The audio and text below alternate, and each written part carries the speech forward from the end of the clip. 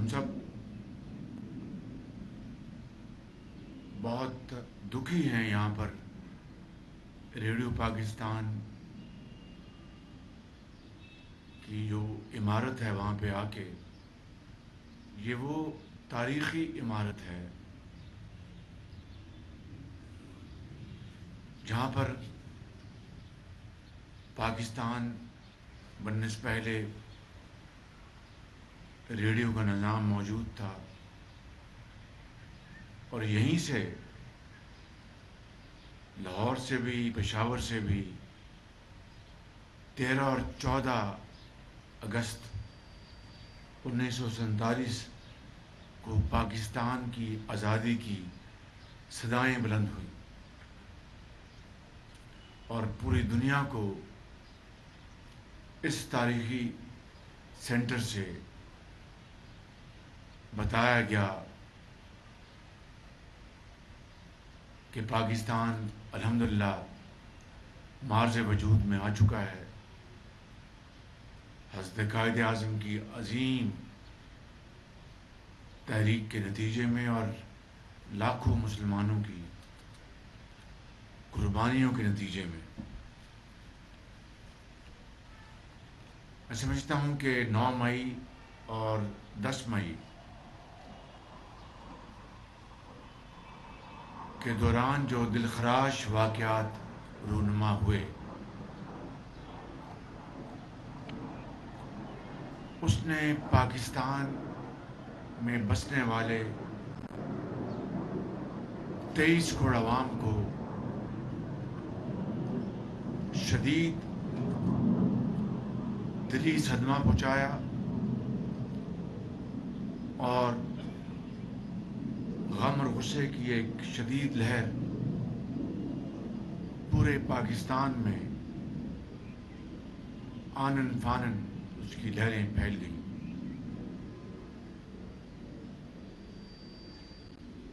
جس سینٹر سے آزادی کی صدائیں 1947 میں بلند ہوئیں، اس کو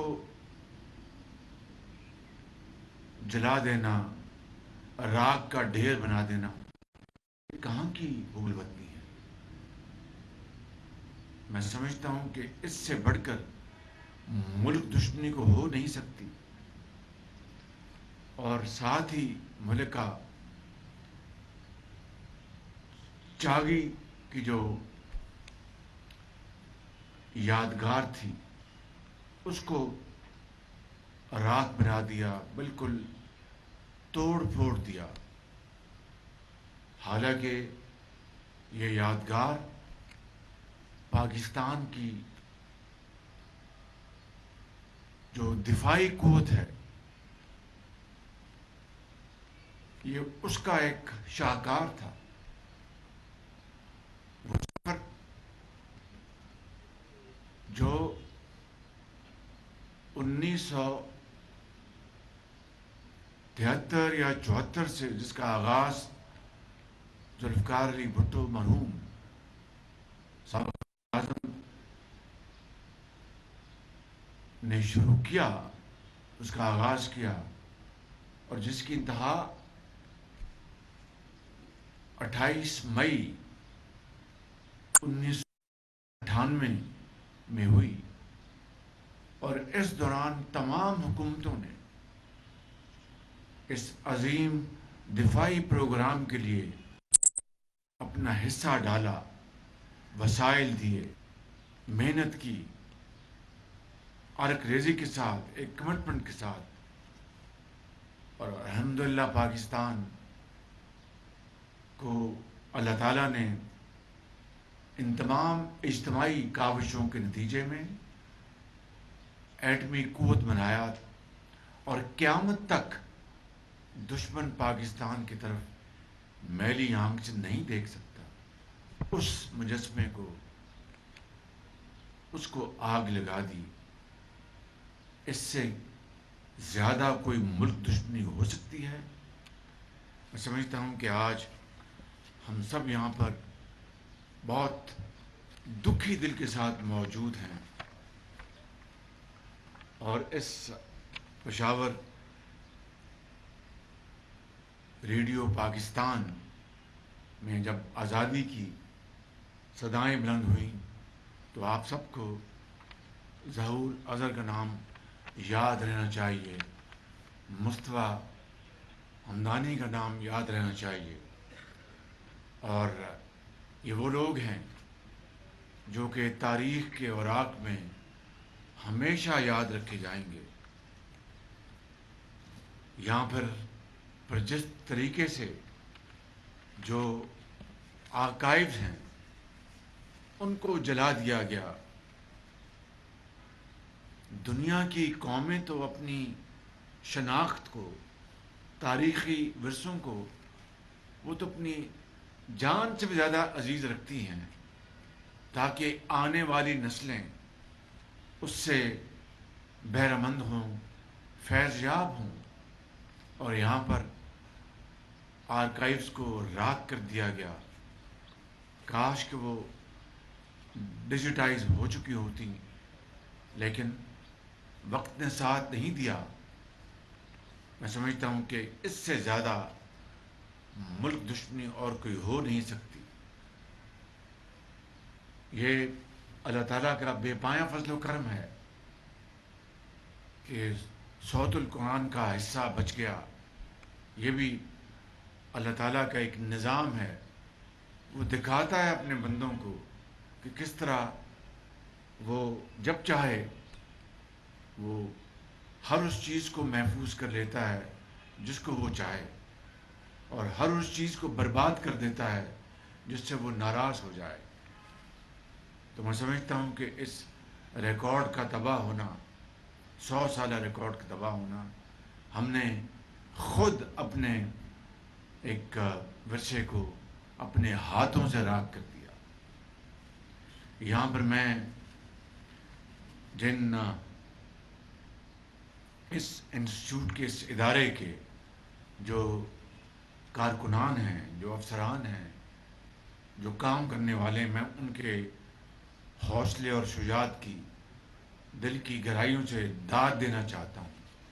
اور ان دو نوجوانوں نے، عبداللہ اور نصیر نے، جس طریقے سے ان بلوائیوں کا مقابلہ کیا اور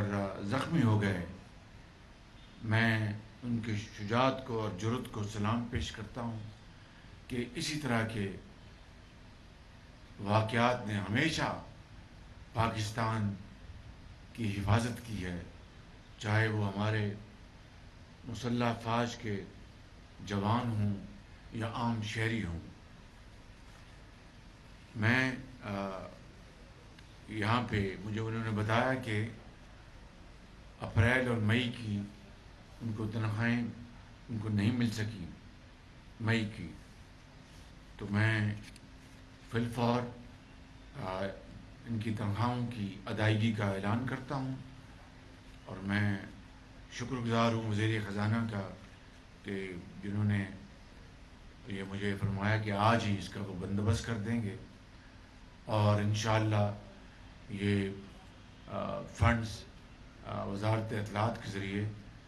آپ کو انشاءاللہ اگلے 48 گھنٹے میں انشاءاللہ یہاں پر پہنچ جائیں گے تاکہ آپ کی مئی کی تنخواہیں آپ کو مل جائیں۔ میں آخر میں یہ کہنا چاہتا ہوں کہ یہاں پر میرا یہ جو دورہ ہے اور میرے تمام ساتھیوں کا، یہ محض ایک نمائشی دورہ نہیں ہے۔ یہ دورہ اس تاریخی جگہ کا اس بات کا ثبوت ہے کہ کس قدر پاکستان کے 22 کروڑ عوام، حکومت پاکستان اور تمام درجہ بدرجہ صوبائی حکومتیں، ان کے اراکین اور متعلقہ کارکنان اور افسران کس قدر رنجیدہ ہیں کہ ایسے دلخراش واقعات کے بعد ہمیں اس بات کا